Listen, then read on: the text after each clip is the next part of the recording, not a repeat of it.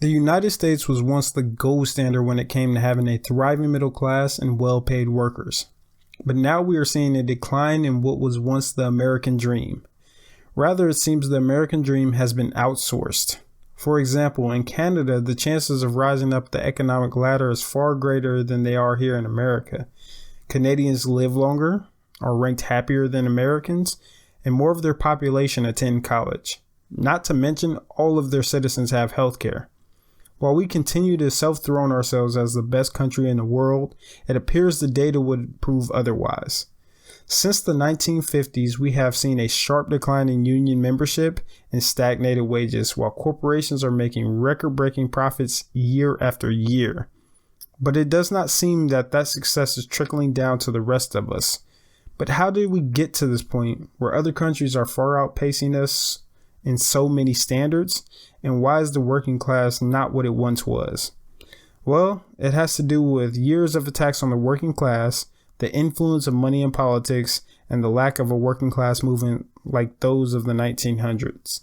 On this podcast, we're going to discuss what happened to the American dream and what can be done to bring it back. So we always say the Black Panther Party that they can do anything they want to us.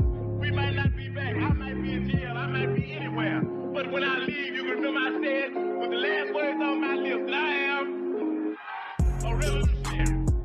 Hey everyone, welcome to the Our Wisconsin Revolution podcast. My name is Andre Walton. I'm the Southeast Regional Organizer for Our Wisconsin Revolution, and I'm joined with my co-host, Will Walter. How you doing today, Will? I'm doing great, Andre, as well as one can be doing in the midst of a global pandemic. Yes, I feel you there. But so the reason why we're doing this podcast today is because recently we had a town hall really highlighting economic inequality in this country, and we want to further continue that discussion here today. And I think it's really important considering the times that we're in with the pandemic ongoing and how inequality has increased. We've seen that with billionaires increasing their wealth and their incomes. For example, our dear friend Jeff Bezos has increased his wealth by $113 billion. Elon Musk, kind of the tech genius, or at least the tech geniuses love him, increased his wealth by $154 billion.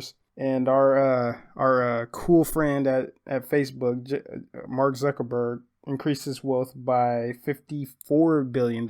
So all this is going on while, 12 million people have lost their employer-sponsored health care. 29 million people are food insecure.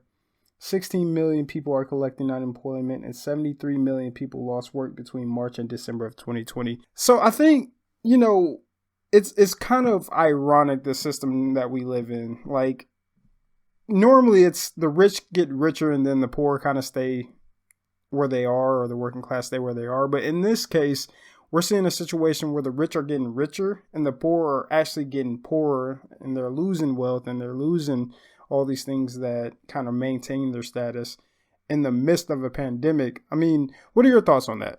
Well, the pandemic has been kind of a perfect microcosm of the failures of Reaganomics and trickle-down economy. We've seen since the 1980s, year after year, the wealthy continue to get wealthier, and like you said, the poor have at least been stabilized. Isn't the right word, because as inflation is going up, their dollar is worth less and less and less every year. So if they're not making more to kind of cover that, their buying power is reduced still. But we have seen a massive transfer of wealth over the past 40 years from the poor, the working class, directly into the pockets of the rich. And then the pandemic comes along, and you basically see 50 years of mass economic inequality boiled down into a 12-month time frame. And it's astounding to see it occurring in real time, the trillions and trillions of dollars that have directly funneled from the pockets of working class everyday Americans right into our 1%ers, not even 1%ers, the 0.1s, the 0.01%ers.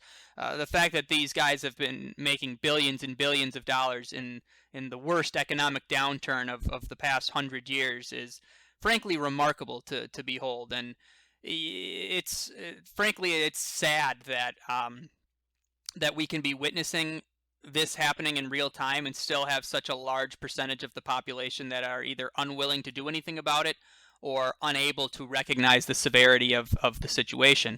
And I'm kind of scared. Kind of scared. I'm quite scared for what the future is going to hold if this kind of inequality continues. We'll take Jeff Bezos, for example, quite famously had $13 billion of wealth generated within one day earlier during the pandemic. I forgot the exact date, but it was a Monday where Amazon stocks shot up, and then his net worth was able to grow by $13 billion in one day. Now, $13 million is enough money for a person to not only live comfortably, but live an upper class lifestyle for their entire life as well as likely their children's lives. But $13 billion in one day, that kind of money is astounding. And I'll always go back to this example because a lot of people don't seem to understand the law of exponential growth. 1 million seconds is what, about 11 days? 1 billion seconds is 31 years. So the difference between $1 million, which is a lot of money, and $1 billion, which is not just generational wealth, but generations upon generations upon generations of wealth. That kind of having that much money hoarded by such a small subset of the population is incredibly detrimental to the health of a strong functioning society. I mean, it's one of those situations that you wouldn't believe unless you actually experienced it. If somebody was telling us this, say we're in a pretty, let's say wealthy country and the wealth gap isn't as big, and somebody told us this, you'll probably be like, there's no possible way that's even possible. That has to be a dystopian type of future or type of romantic story or something like that. It's just not realistic, but it's actually the real thing. And I want to go back to something you said a little bit earlier about how it started kind of in the 1980s, 40 years ago. And, that was Reaganomics. But what I want to touch on there is that, there's this kind of mindset on, I guess, the people who are kind of, capitalists to their boots in their mindset that, it's just a free market and that's the reason why things are the way this is. And, they just worked harder than everybody else. But that's not actually true. So back in the 1980s, we actually seen a lot of key things happen to actually rig the rules in the favor of the elites. So, for example, we seen massive deregulation around that time, and that's when they started to basically gamble with people's money. We've seen a deregulation of Glass-Steagall, which meant that commercial banking can basically bank with loan banking. So that means they can gamble your money and kind of get away with it. And that's how we've seen the housing market crash in 2008. And we also seen deregulation when it comes to campaign finance reform. We've seen Buckley versus Vallejo, and we've seen Citizens United, which essentially made campaign finance non-existent. Campaign finance law is non-existent. So we've kind of seen the perfect storm happen. We basically have this situation where they deregulated the perpetrators and also let them, bribe the regulators so that they won't have any rules in effect. So, and obviously regular working class people don't have the money or resources to do these same things. So they had nothing to fight back with. So the fact that some people think like, oh, it's just a free market and this is going to trickle down and help the rest of the country. I mean, all data would say otherwise because we've seen stagnated wages. We've seen a destruction of unions. We see deregulation in many sectors of the economy. And what we're seeing is what we got today is we have a perfect storm in which billionaires can make. Yeah, go ahead. On top of what you just said, which I think was spot on, I think one of the things that you also have to add to that to kind of, put a bow on the effectiveness, I guess, of the rich's war on the working class is their control of mass media. You don't need to be the officials, quote unquote, if the officials are on your paycheck, right? Or on your payroll, excuse me. So they're not, while they weren't directly doing a lot of the passing a lot of the legislation and rules and laws and whatnot that have led to this dystopia we live in today. Because of the changes to campaign finance laws, they are the ones that are funding a lot of the campaigns for the people who will then write the legislation. If I'm, it's the old adage about television journalists, that it's multimillionaires being paid by multi-billionaires to tell 100,000aires why they need to hate on people with less than $10,000 to their name. And when you own all of the means of information dissemination, you can control the narrative on why these issues exist and how, you can kind of point out an incorrect solution to the issues. And if you can make that be the first thing, what's the word I'm looking for? First impressions are a powerful tool to use to manipulate. If you're the first one to get this information out and the first one to paint this narrative, there's a lot of times that it'll just stick in people's minds. And so when you control the people who are giving out this information, you are able to use under-the-table, dirty, shady tactics to divide the population so that they don't have the means to fight back. Like you said, average, everyday people do not have the money, the resources, the connections to fight against these multinational corporate conglomerates. What we do have is the strength in our numbers, our unity, which was stronger in the past, but has been weakened because of the influence of mass media. Rather than talking to your neighbors and going out and hearing about what problems they may or may not have, for the 60s, 70s, 80s, 90s, the American population was glued to their television screen, being told individually what to think by the one almighty source, which was whatever the national news publication that they had in their home at that time was. So the rich and elite have been able to kind of pick at small wounds that never healed in America and use those to really create massive division and infighting amongst the working class on issues that frankly shouldn't matter. Issues like that we still see today, racism, discrimination against the LGBTQ community, misogyny, xenophobia. A lot of these issues wouldn't be as impactful as they are if the elite weren't constantly hounding them into the minds of the scared and frankly terrified masses who see the world around them crumbling but aren't able to identify what is causing that. So in their fear, in their paranoia, they turn to that which they trust, their local news broadcaster. And if the local news broadcaster is telling them, well, all these bad things are happening because of minorities or because of the Democrats, or because of gay people in your community, or because the schools are indoctrinating your children. These people don't want to think. They want to be told what to think. They don't have the means or the energy to follow the problem to its root. They take that at face value, and now they have been turned against their fellow working class Americans, who in the end, most of these people want the same thing. They want what's best for their family, their friends, and their community.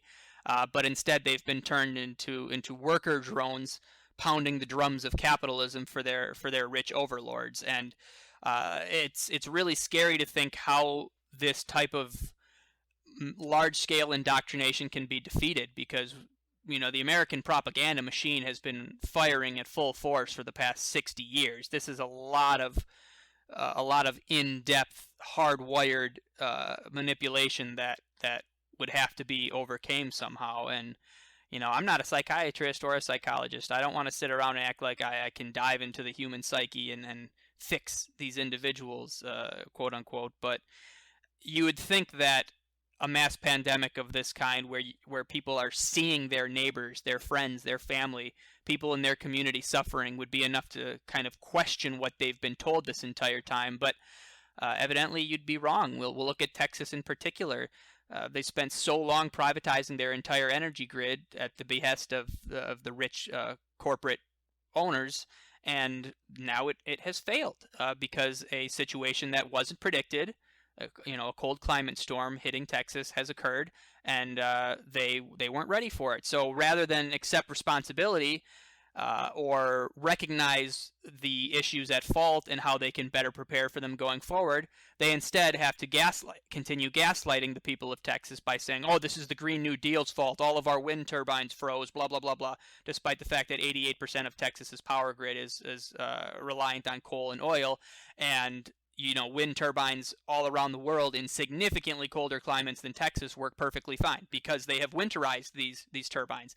But the private companies didn't want to spend the extra couple of dollars basically getting an insurance plan, if you will, in case these type of freak weather incidences occurred, because that would cut into their bottom line. They don't really care about the health and well-being of individuals. They care about profits, just like everything else in a capitalist society. So, America is fundamentally broken, and if we're not able to do anything about this in the very, very near future, I really don't see a path forward that doesn't result in some kind of cataclysmic event.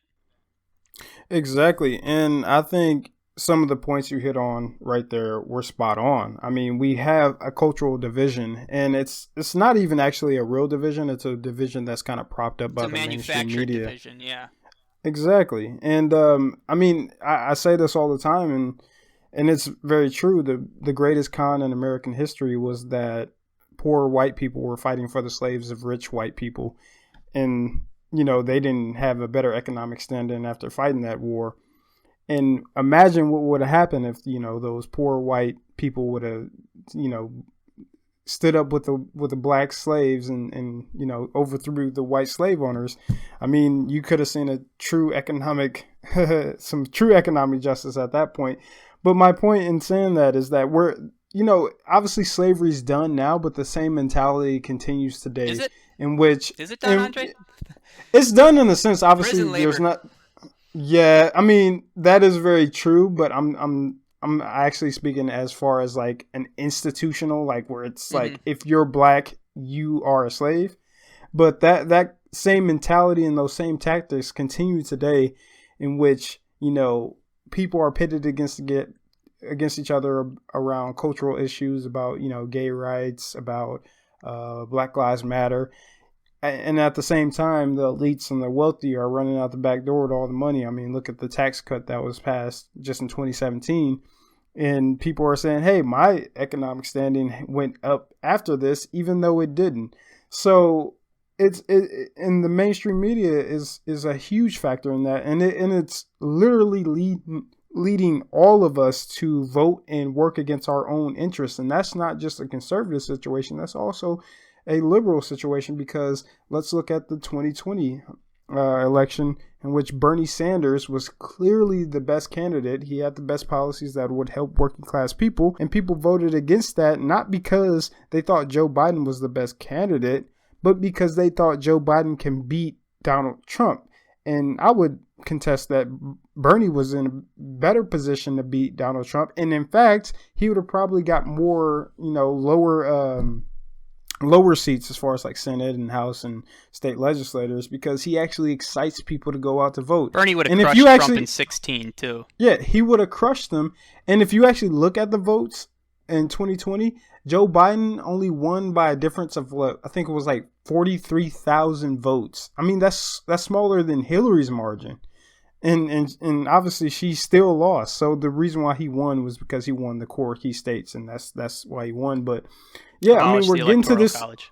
Exactly. And we're getting to the situation where the American dream is dead. I mean, at one point you could work one job and you can provide for the whole family. Now we're at the point where if you work multiple jobs, you still might not even make ends meet, and you're in the situation. And obviously that has a lot to do with, we don't have a social safety net program, and we don't have a lot of unionization, and a lot of our manufacturing jobs have gone and shipped away. So, I mean, for example, if we had healthcare for all, imagine how much Americans would be saving because they don't have to worry about expensive healthcare costs. The American dream. Oh, sorry.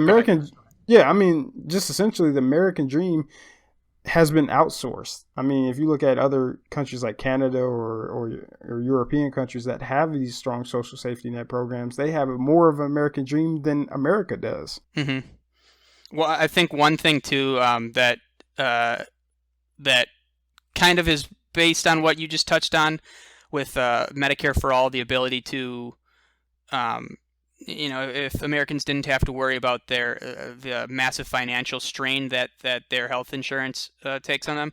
Another core issue that doesn't really get covered much in the Medicare for All discussion is the fact that people are tied to their employment or they lose their insurance, makes them afraid to take the risks and otherwise, shoot their shot, I guess, for lack of a better term, at the American dream.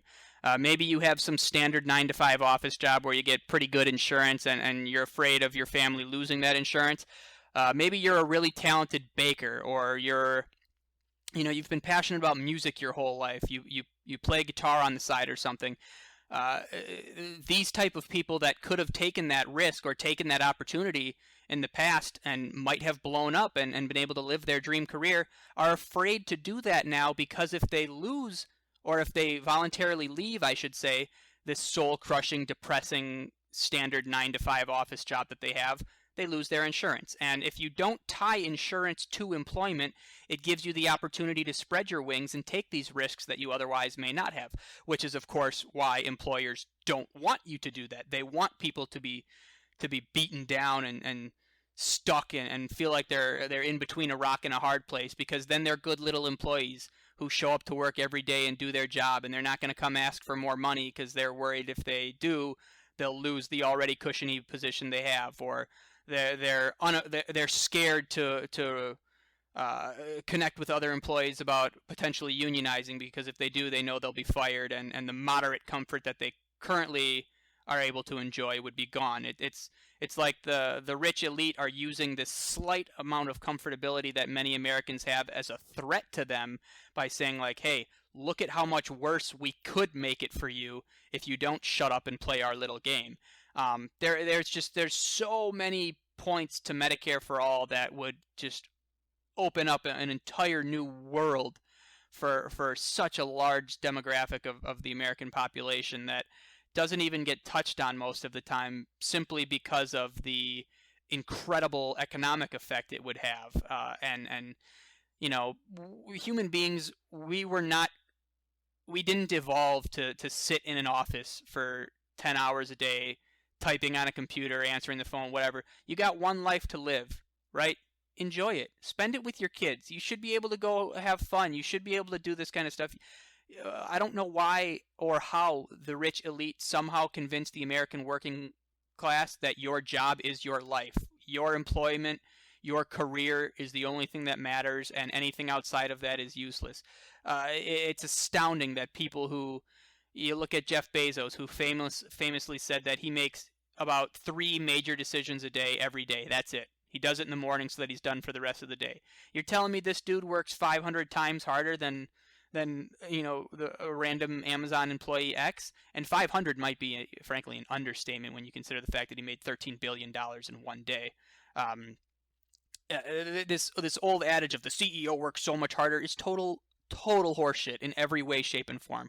These guys with multiple yachts, with dozens of McMansions spread out across the country, they aren't doing any of the work. They profit off of the labor of their employees, and the employees deserve to live a happy, healthy lifestyle as well.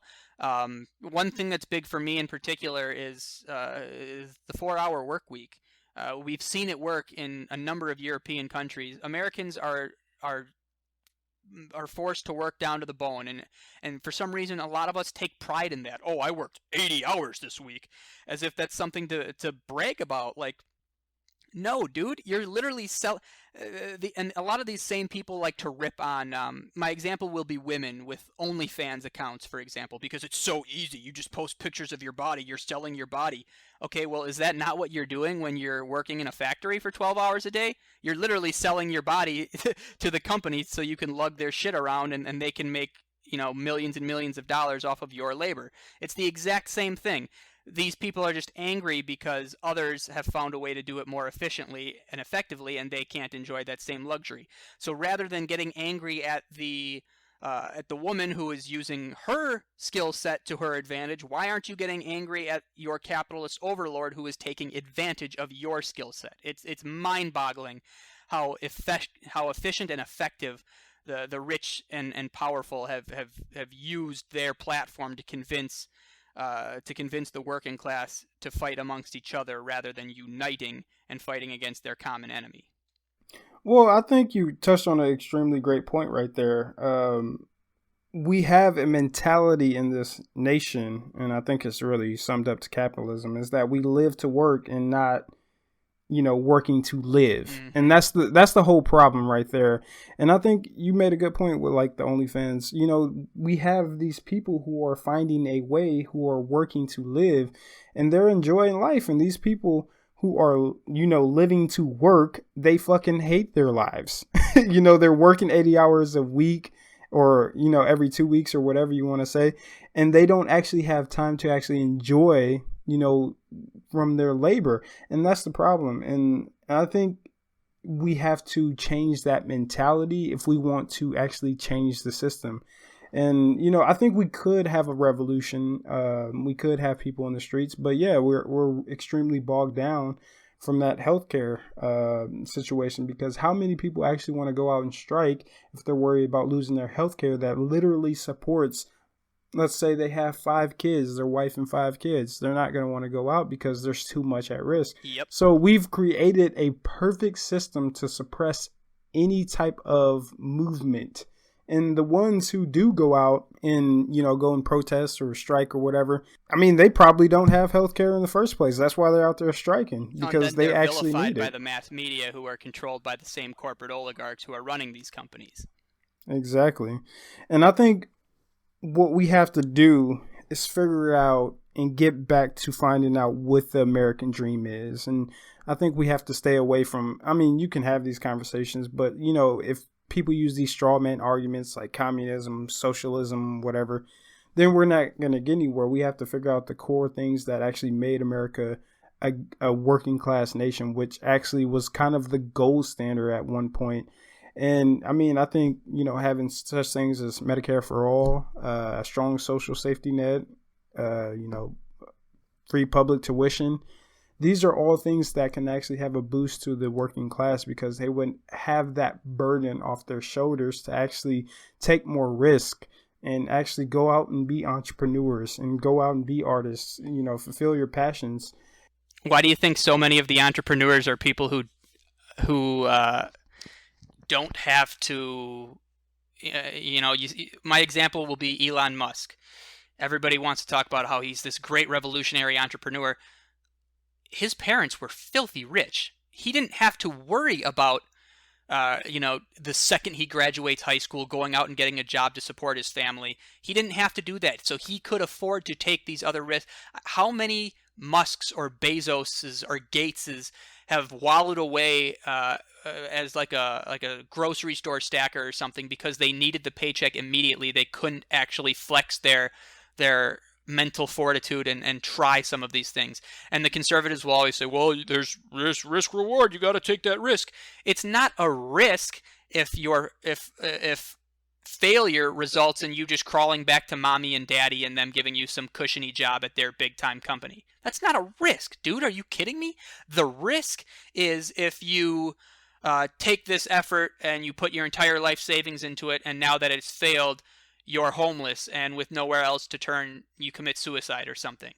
That is a risk. And the conservatives don't want to recognize that, because 9 out of 10 times these are the people who have that strong protection from their family, their friends, their connections, that they can afford to take these quote-unquote risks, because failure for them doesn't mean failure, a complete failure in life, that they will have no other options. It simply means a minor setback. Yeah, and I think we can't let the Democrats off the hook with this as well, because, I think there's a difference between like the liberal base and the liberal politicians, but their solutions to pretty much everything is literally capitalist-based solutions that don't actually fix what's the core issue at stake. Look at Joe Biden and Nancy Pelosi's solution. I think when the pandemic hit, instead of instituting or giving emergency health care to all people, she wanted to prop up Cobra, which is a private healthcare industry. Cobra is so incredibly expensive too. To Exactly. Casually joke about that is such a neoliberal establishment thing to do. Oh, just go on Cobra.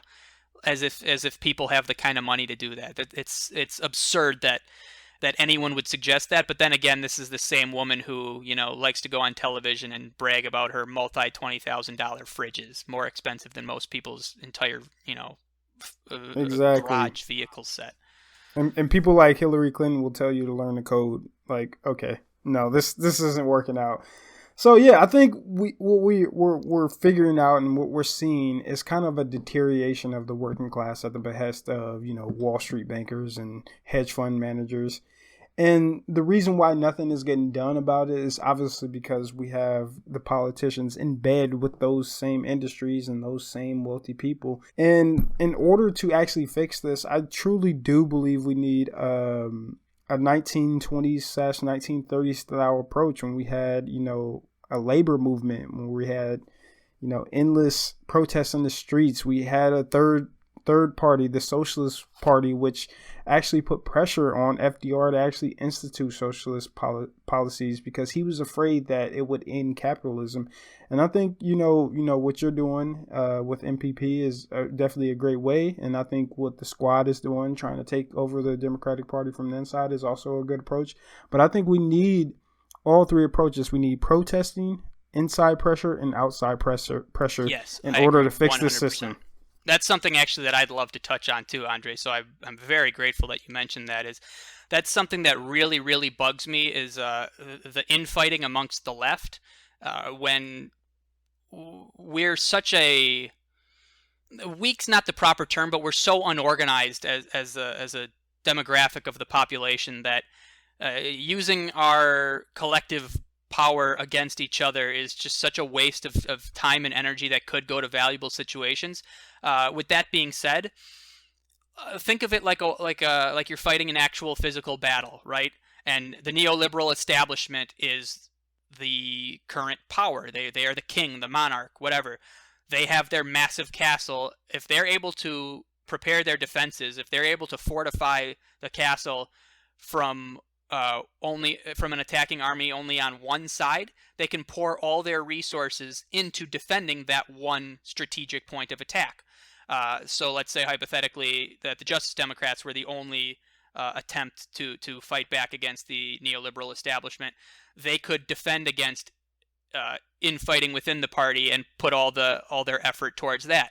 If MPP, outside pressure, was the only true means of enacting change, they could put all their defenses against that. By fighting a multi-front war, you are forcing the defenses to be spread out significantly more thin than they would be if you put them all towards defending one singular point. You will always be more effective in battle if you're able to attack the enemy from multiple fronts. And I think, exactly like you said, is that it needs to be done within the party, it needs to be done outside the party, it needs to be done on the streets, and it needs to be done on the web. Because the only thing that the working class still has is our unity and our strength in numbers. That's the only thing we can do.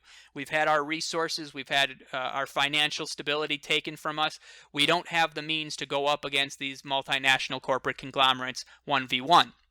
What we need to do is overwhelm them with our numbers. Otherwise, we are just going to continue down this fascist dystopian path that we find ourselves currently on. I think you're exactly right, and like you said, the only way to do it is with working class solidarity. And I mean, it's a tough road, but I mean, I think ultimately that's the only way this system is going to get fixed. Until then, I think we're going to see more of the same until the people rise up.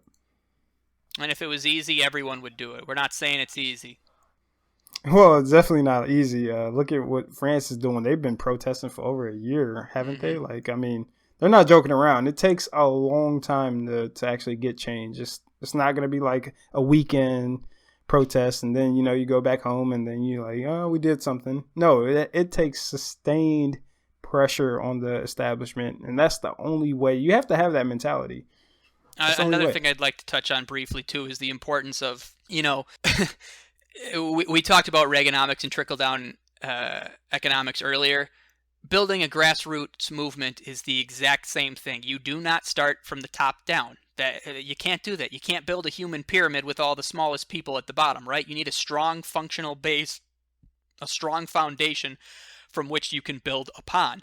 And this starts at home. This starts in your local communities, in your towns, in your cities, in your state, even if you want to go a little bit larger from the get-go. But these movements need to be starting with, it takes one person, one voice to reach 2, to reach 10, to reach 20.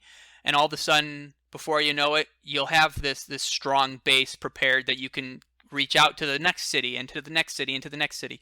Everyone has a role that they can be playing to help in this movement, and everyone needs to be doing that every single day because it's not going to get itself done. Power is never freely given. It must be taken.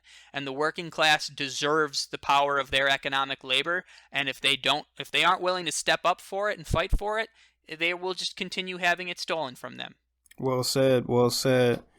Well, that was a great episode in my opinion. Do you have anything else you want to say before we close?